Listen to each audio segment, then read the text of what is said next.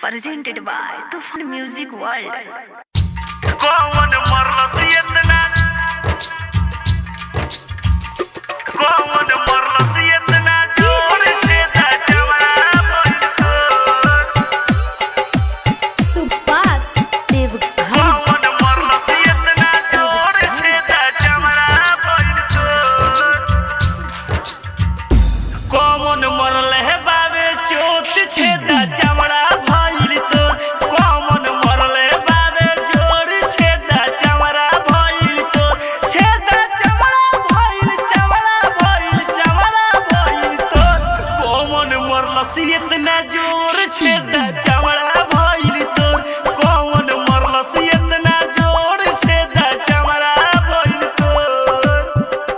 कौन मरलस इतना presented by Tufan Music World.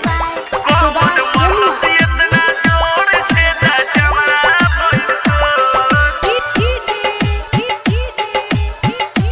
कौन मरलस इतना जोर छेदा जवाना भइल तोर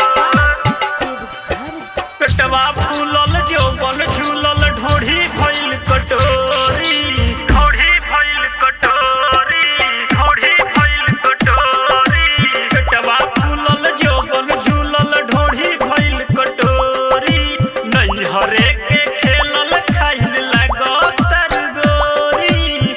पहिले देखे में रहे गोर काहे करिया भइल तो कौन मरलस इतना चोट छेदा चौड़ा भइल तो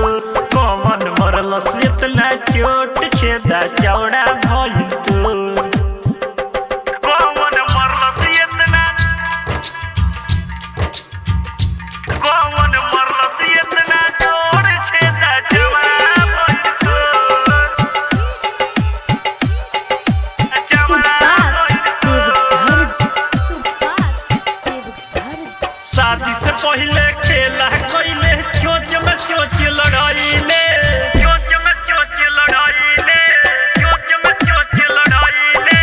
शादी से पहले खेला कइले चोच में चोच लड़ाइले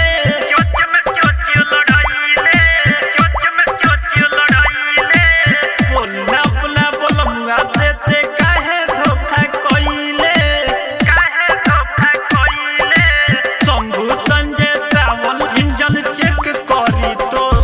कौन मरलस इतना जोर छेदा जवाना भइल तोर कौन मरलस इतना जोर छेदा जवाना भइल तोर